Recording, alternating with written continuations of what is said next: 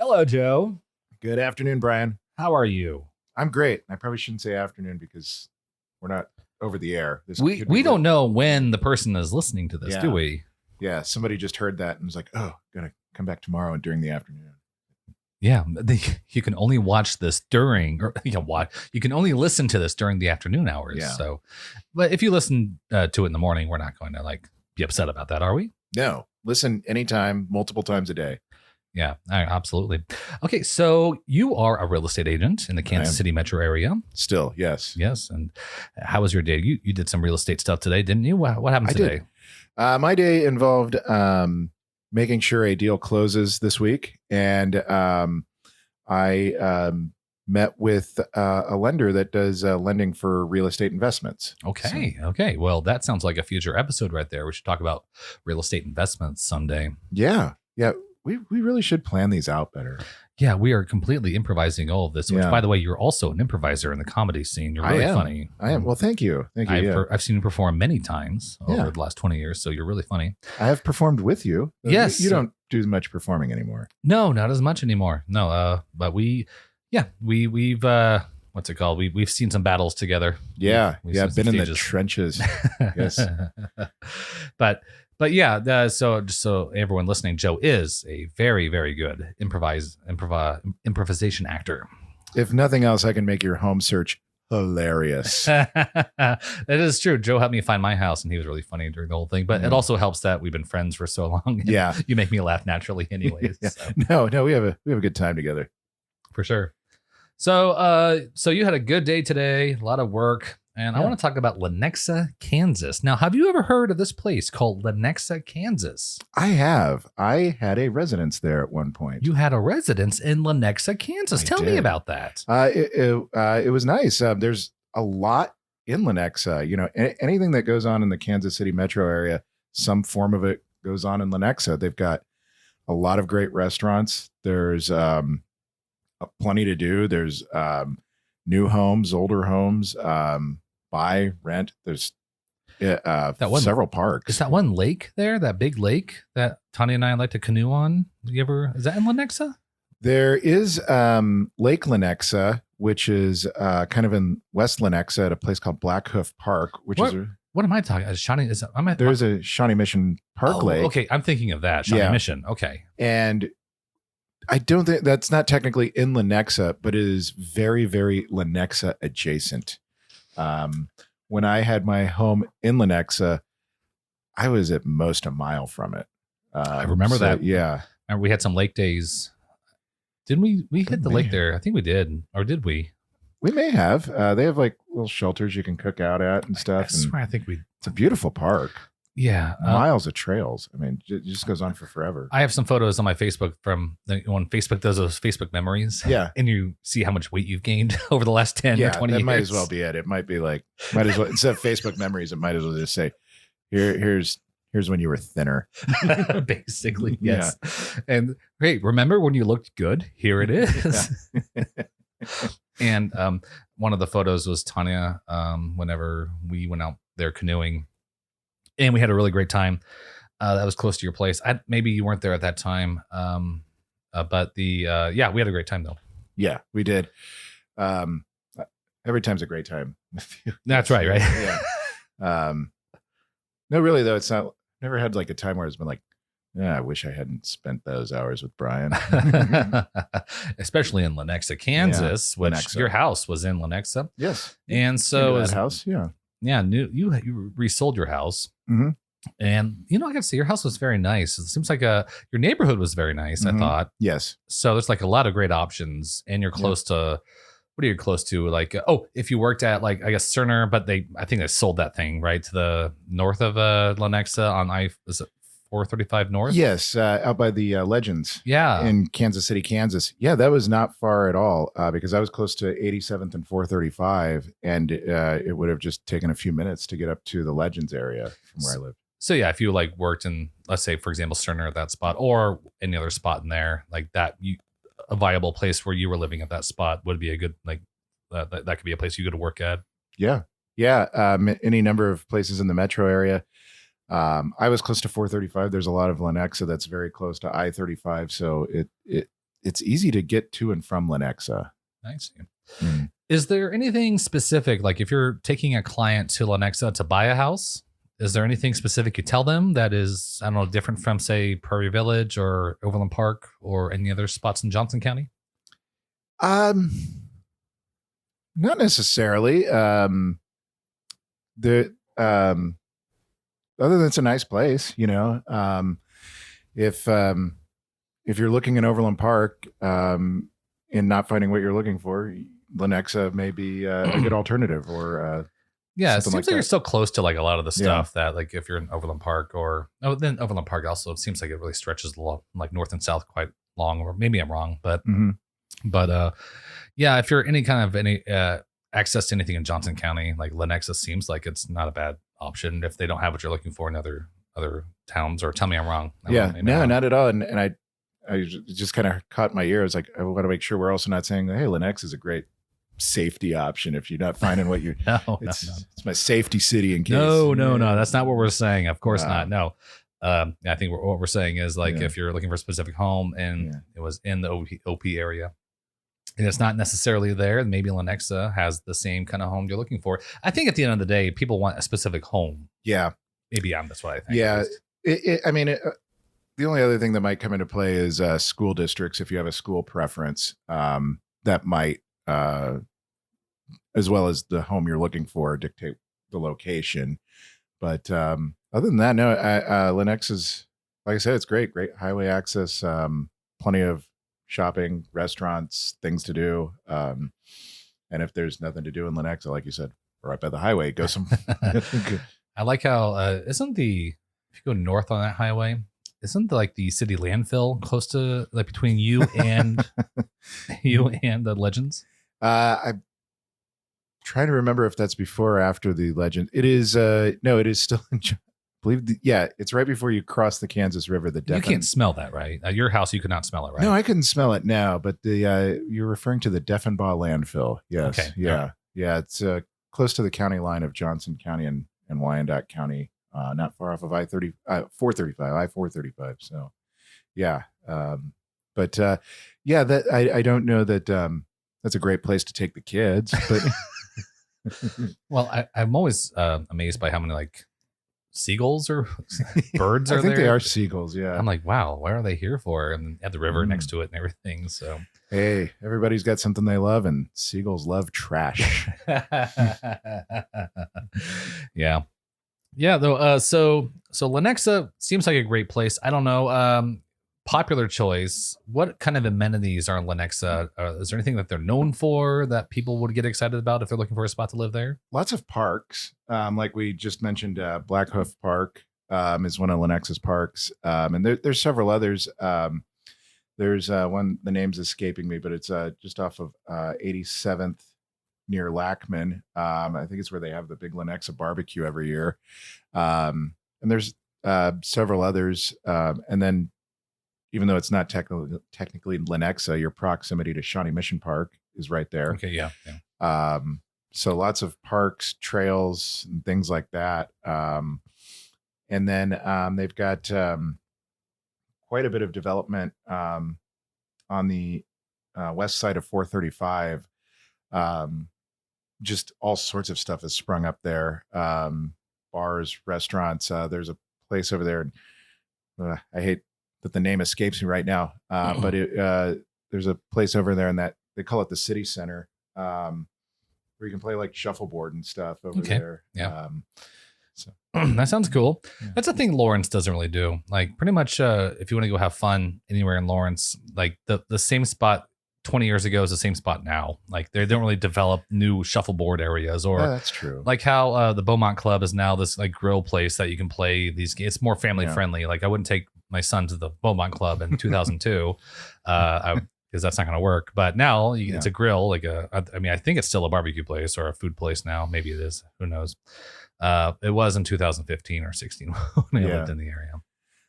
But yeah, they do a good job. I mean, it seems like Kansas City does a good job, or Johnson County do a good job of, like, if developing a new area that's more fun. I don't know if it's family friendly focused. I feel like it makes sense if it were to be, because a lot of families live there. So. Yeah.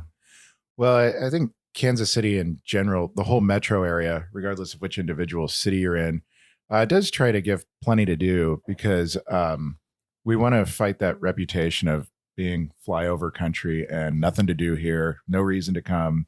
So I think all Lenexa and any other city in the Kansas City metro area embraces an attraction or something to do, because otherwise your family comes in from out of town, and if you have nothing to do, they're just going to be like, Kansas City's boring. Hey, you know what, Joe? There's no such thing as a boring place. There are only boring people. That's right. That's what I say. Yeah. You know what? You can find fun if you're with the right person and you can figure something out. I don't like that mindset. Like, I want fun people. That's what I like to be around.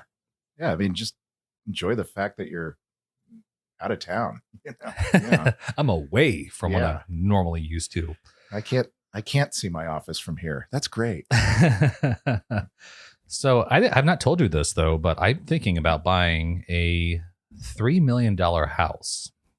I really want to buy, like, now Patrick Mahomes, I don't know where he lives, but if I can live like next door to him, that would be cool. Yeah. Like a great neighbor, wouldn't he? What did he? Yeah, and he would love me. He would love and Brittany would love Tanya. Oh yeah, our kids could play. I think it would be great. But I mean, I don't know what the price tag in his house. I assume it's quite a bit. But luxury homes. I want to buy a luxury house, and I want to know, like, if I have, like, let's say, like, I make $15 an hour, how close can I get to Patrick Mahomes' house? 15 an hour. You might need a co-signer. Okay. Okay. A co-signer who makes about 15 grand an hour. Yeah. Okay. All right. I'm sure I can figure that out. Yeah. I'm sure that Veach guy from Kansas City Chiefs. Oh, okay. Yeah. He probably makes that, right? Yeah. And I'm sure he has no problem just randomly co-signing. Can you email him and have him co-sign on this for me? Well, maybe Mahomes would even co-sign for you. Like, yeah, man, you can live next door to me. Let me just co-sign your loan. Yeah, right. Yeah. I think that should happen. Yeah. Okay. Or Andy Reid. Okay. Safety person Andy Reid is the safety person for the situation. I mean, you go down the Chiefs roster, somebody's going to say yes.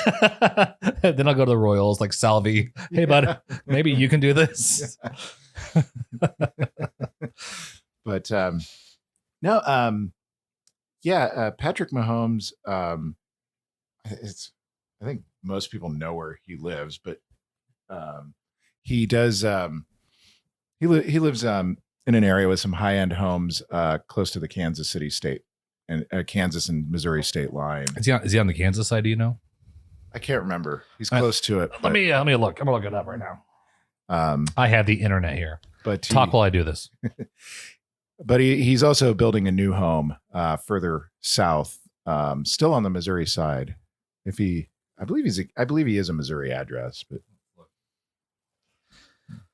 okay, he is. Let's see here. Yep, he's on Casey Mo's side. Okay, and looks nice. 4,300 square feet, 3 beds and 2.5 baths. Yeah, it's not a huge house. It was previously owned by somebody else well known. I have more bedrooms. Well, if you ever meet Mahomes, you tell him that. He has more sneakers than I do, I think. Yeah. He likes sneakers. More of everything else. Yeah. Yeah, basically. Yeah. Nice house. No, this is great. This looks good. No, I mean, it's not a huge house, but I mean, from the photos we're scrolling through, which, hey, it's online. I guess we're not revealing too much about where he lives. Like people are going to mob his house because they heard this podcast. Yeah, I don't think that's going to happen. He has a dog too. In this photo, he has a dog. So go at your own risk, I suppose. Yes. That dog looks vicious too. Well, yeah, this house. So if I wanted to, it doesn't give the exact address, which is probably for the best. But so to live in that area, if I want to buy a luxury, what is the difference between, like, say, a person like middle-class person like me versus a luxury like Mahomes type? Not even Mahomes. I think that's even like far and beyond anything. Let's say you make $600 grand a year. Yeah. Or $300 to $600 grand. You're like a senior executive at a thing, is there like what is the difference between talking to that person and talking to like a middle class person like me? Oh, they're fundamentally, the fundamentals are the same. You want to get their search criteria.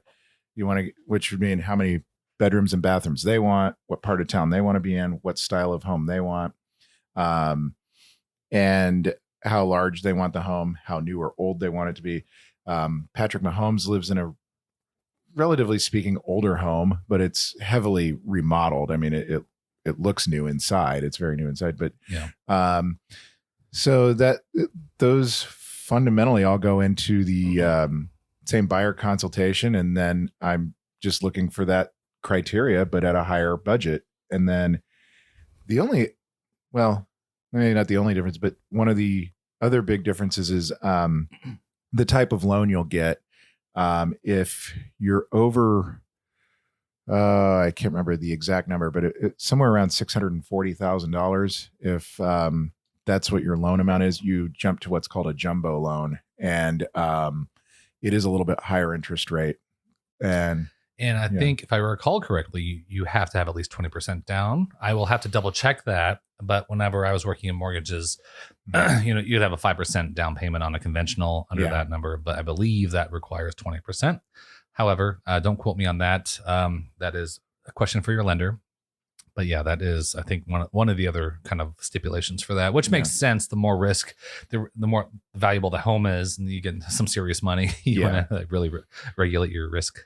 Yeah, and that number that it's come up to over 600 is relatively recent. It came up really fast a few years ago. I can't remember the exact year, but it made like a big jump from like 450 to over 600. I mean, that doesn't even work in like Palo Alto. I think it even goes by like specific regions, like California. I think the jumbo loan is even higher, I believe. Oh, that's interesting. I assumed it got higher because it was a standard nationwide limit, and home values in places like California are so much higher, but that would make sense for it to be region by region or state by state too. Yeah. I mean, it makes sense. Yeah. Right. So if you're Patrick Mahomes, or here's the thing, I guess it's because Patrick Mahomes has the 10-year contract. So he bought a house here. He's a Kansas City Chief. And there's other players out there. Like when I lived at downtown at 909 Walnut, there were some professional athletes who lived in my building. Yeah. And some of them, they were renting in like the fancy upper like areas. And I was in my kind of a nice area, but in the middle part of the building. But the higher you got, the more expensive they got. And so they were like, renting. They weren't like buying a property. Now I'm thinking about that. Like if I'm Patrick Mahomes and 10 years is up, it's time to resell that thing or keep it, I guess. But let's say he has to resell it. There's a few buyers. There's only a few. Yes. There's not many buyers who can afford that thing. Yeah. So obviously he's committed to the Kansas City area, but it makes sense, say for like Tyreek Hill, obviously probably wouldn't be a good fit because now he's in Miami. Mm-hmm. But like if he bought a property, maybe he did. I don't know. Maybe he did and he sold it. But like being a professional athlete. Yeah, there's actually a story about some property Tyreek Hill owned in the KC area. So. Oh, really? How'd that go? Well, I can't remember the. Let me do a deep dive on it again because I don't want to get it wrong. But it was okay. It was something like when. Oh yeah, let me do a deep dive on it because I don't want to get it wrong. But yeah, okay, well we can come back to that. Let's come back to that. We'll make another episode called the Tyreek Hill episode because this was a while ago, and now that I'm thinking about it, yeah, I don't want. Okay. We're gonna play it safe. Let's not misinformation anything here. But what I'm saying is like. Professional athletes come and go. They come and go, as you know. Yes. So reselling the thing, you have to keep that in mind, right? Yes. When you're buying a luxury home. Yes. And I mean, I is that kind of a thing exclusive to them, or I don't know? How does a regular person who makes that kind of money or makes good money think about that? It's a consideration for sure. Because I mean, now we're to the point in this market with inventory so low, and values just having gone up so quickly that selling $1 million home isn't as hard as it used to be. But you get much above that, $1.5 million, $1.75 million, your buyer pool starts to shrink, and when you get to 2 million, it's really small. And so it is a consideration, but they do sell. You just that seller just has to know it's going to take a while. Typically on those homes, you don't get as many showings, and due to the value of the home and usually the value of the things inside, they almost always mandate the listing agent be present when they show it. Do you think that like professional athletes in Kansas City who are ready to move on watch the drafts thinking, I'm going to sell my home to that person whenever they see a draft going on? They could, because that's not uncommon for one player to sell a home to another. I happen to know that when Brett Saberhagen got traded, he sold his home to David Cohn, who was coming into the... No kidding. Yes. I did not know that. Yeah. Yeah. I wonder if like a lifestyle that you and I don't know about, like obviously the professional athlete world. And I feel like the amount of money that comes in, and they know that there's like only like 5 people who can afford their home in the area. And they're like coming to the Kansas City. They're like watching the draft thinking, I'm going to sell my house to that person because I'm on to another city as of next year or whatever. So that's funny. Well, and a lot of them, maybe not a lot, but it's not uncommon, kind of like you said, either to buy a condo they can rent after they move out of it, or to rent condos. I'm pretty sure there were some guys on the World Series winning team in 2015 who knew once the Royals won a championship, the team was going to get picked apart, and knew they weren't here for the long haul. Who I think one of them, like Eric Hosmer, was pretty well known to have rented a condo down by the plaza. Right. Okay. Yeah, that's what I would do if I were like that young and that rich. Like, what are you buying a house for? I mean, if you're Mahomes, you have a 10-year contract, but if you're a baseball player, I'm like, I'm renting a really nice spot downtown. I'm going to have a good time and not worry about it when it's over. Who cares? It's like your money, saving your money in the like an ETF or like an index fund anyway is probably a better investment for your money anyways over a home. Or tell me I'm wrong. Maybe you think different. It depends, because I'd have to look at all the tax advantages of it and things like that. I've made more money off my property buying in 2016, quite frankly, more than I could ever made obviously in the last 5 years investing in an index. But I'm thinking 30 years, not necessarily 5 years, because the market got a little inflated, I think. A little, yeah. So. Yeah, you'll be fine. You think so? Yeah. Well, I always have you to borrow money from, right? Can I borrow money from you, Joe? He is sweating right now. He is so nervous. Don't you need like a kidney instead? Can I just give you that? Tanya, get Vladimir. Bring my son in here. He's gonna beg for food. I'll feed your kid. But yeah, I'm not gonna give you more money. Fair enough. Which this is not a good dovetail to the next question. The last question of the show is, how do I know it's the right time to sell my house? Oh my gosh, that is a good question. Well, I'm thinking about, I kind of want to sell my house. How do I know it's right? What do I look for? Did you see another house you want? That's a good part of it. Do you still enjoy this home? Have you outgrown it?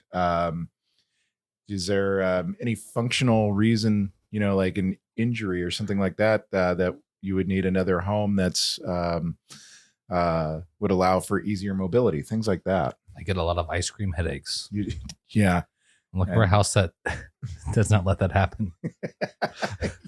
Well, any home that you can get warm tap water from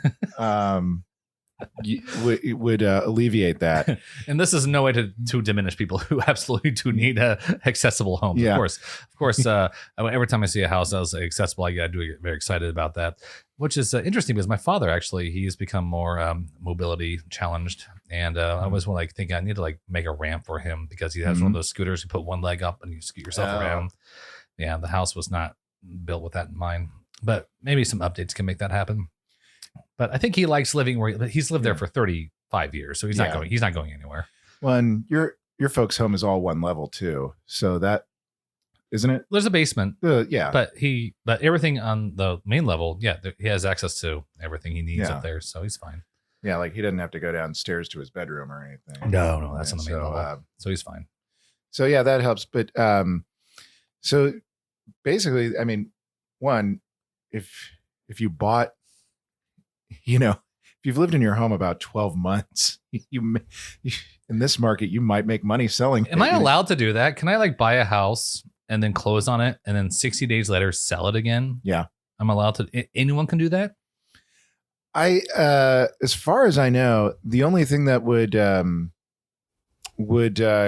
prevent you from doing that is if your mortgage lender said you have to live there at least a year or had some early prepayment penalty, which most don't. So it's worked into the mortgage. Like if you do a cash deal, you can do whatever you want. Yeah. But if it's a mortgage stipulation, check with your lender and figure that out. But I don't think there'd be many restrictions on it there. The only thing that may be there is, that they may have some stipulation like that to make sure you are an owner occupant. You're not pulling an owner occupant loan for some sort of investment property or a flip or something like that. Yeah, they get a little tough on that. They're like, that's why they ask you, is this in where you and your family going to live? What's that called? Like owner occupied or residence home, primary residence. Yeah. That's the one. Yeah. Versus when you ask for a loan about investment, they're like, okay, 20% down. Yep. Can't be like, hey, this is different. If your family's living there, if you're living there with your family, okay, 5% will be cooler. But investment property, you got to be a little bit, which I guess is for the best. I don't know. It's probably for the best. But no. So money wise in this market, you're probably fine to sell your home. The only thing to consider is after you sell your home, inventory is tight and prices are high. Are you going to find your next home quickly? Okay, here's what I thought. Yeah. I told my wife we should live in the student housing area. Not student housing sponsored by KU, but like the apartments on Tennessee and Kentucky. Yeah. And we can get 2 beds for $700 a month. Oh, wow. And we'll live among the students. Yeah. $700 a month, 2 beds. And we'll take all that money, put it into a what's it called, a ETF or an index fund. Mm-hmm. Let that thing work for us. We live with the college kids and have a good time. We have a 5-year-old. Well, you just tell them you're a grad student, so you're a little older and have a kid, There's nothing I love more. Like if I drive around, like when I'm driving in like kind of the area where college kids hang out here in Lawrence, I am so thankful I'm not there anymore. You have no idea how, like, even the slightest noise in my bedroom, like the fan is too loud or like the air conditioning is bugging me or something, irks me a little bit. I cannot imagine having to listen to Olivia Rodrigo or whatever's popular right now, like radio stuff. So I remember having fun when I was 18 through 21. Right. That was great. But now I'm like, keep that away from me because I will get upset. I'm old man yelling at cloud over here. Says the guy who still lives in Lawrence. Hey, I live in the residential side where the families are. Oh, yeah. Yeah, I don't think there's any students on your street. No, you're wrong. The other side of my place here, there are rentals across the street. Oh. And down the street, yeah, I see in the morning I do see, I assume college kids backpacks getting into the thing in the college school. So, but yeah, I would say this area is mostly, families, residential and all that stuff. Yeah. But obviously the closer you get to the campus, like I was talking about earlier. So, but not luxury real estate, but no, there's a big difference between student housing and luxury real estate. I would say so. So how do I know? I mean, gosh, 5 years ago, the price per square foot here was $100 a square foot, about average for sale. Mm-hmm. Now it's about $142 a square foot. Yeah. I mean, I guess if you want to cash out, but you're right. If I want to like buy another property, you have to get ready for that. Yep. But, and I guess what I was trying to articulate earlier is like, you can rent something and wait for it to correct. You could. Yeah. That's my thought process, at least. And then if there's no correction, you just made yourself miserable in an apartment for 4.5 years for no reason. But it has a pool. Oh, well, never mind then. It's like that one place we used to live at. That was nice. Yeah, over in West Lawrence. Yeah, that was nice. I had a pool, workout garage, workout place. Yeah, it's relatively new. Yeah, it was nice, spacious. Yeah, that was a big apartment. Yeah. That deck had a view of the tree. Remember that tree? I remember the tree. I do. So talk about that damn tree. Yeah. God, that was weird. But yeah, okay. So sounds like pricing, like if the prices are up, then you're going to be paying that prices. But my strategy would be the rent. But if it doesn't correct, But I go back to like the 90s mindset, like the Conan O'Brien was talking about, like what goes up and never goes down, like a 90s mindset of the real estate prices. Like eventually they have to. They can't keep doing this. I don't know. I don't think it can. Yeah, I mean, there's going to be a hitch somewhere, but historically speaking, if you look at long-term graphs of home values, they basically ascend.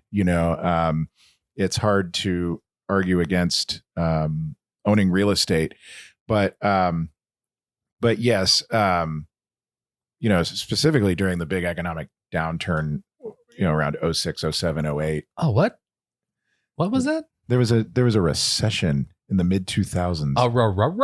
Yeah. Am I saying it right? Sesh. Yeah. Oh, right. That. Yeah, I remember that. The recession, as the cool kids said in 2007. Yeah. Yes. Those years I was working in real estate and looking at places to sell plasma. So that's not a joke.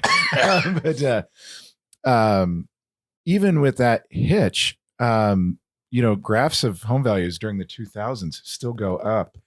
So there are pullbacks, but that's really the only time in my career that I've seen home values where somebody would be necessarily selling their home for less than they bought it for. But then again, there's no guarantees either, but so buy a house you like, don't just buy it for the investment value of it, make sure you like it so you're getting some utility out of it. That's kind of the mindset, right? You're buying something you like because you're going to live there. I'm living here with my family. Yeah. It's like, I don't think about it as an investment. That's not my end goal here. My end goal is to like have a nice place for my family and I live. Yep. But if we see another house that we want to buy, knowing what my equity numbers are, it's important to know, at least keeping track of all that. I feel like it's important to know. So when is the right time to sell? I don't know. I guess it's all personal, right? It's like whatever you want. It is. I mean, if, it's the recession and you've got to move for whatever reason, you had another kid and, you're out of bedrooms, well, then you got to move, I guess you don't have to, but, your kids would want you You've to. Never had a child, have you, Joe? No, I have not. Yeah. No, I haven't. No. These are the ramblings of a man who's never had a child. Yeah, they are. That's when we run out of real estate topics, we'll just do a podcast called "The Ramblings of a Man Who's Never Had a Child." Sometimes I just do whatever I want whenever I want to. Oh, I'm so jealous. Yeah, that's true. I was funny. Like sometimes there are things that happen where I forget that I've been in a relationship for 13 years now.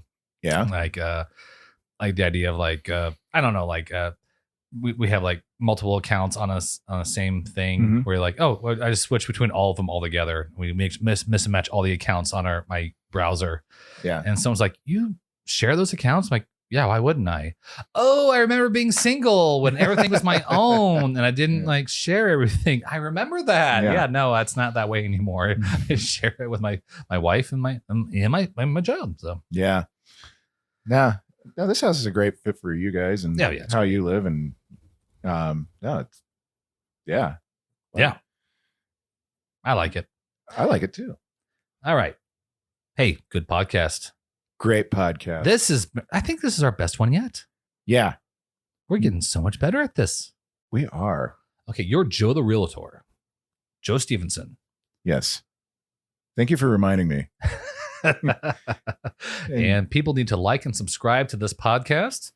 And if you like what we do, if you want to buy, sell a house, you need to check out Joe Stevenson, Joe the Realtor.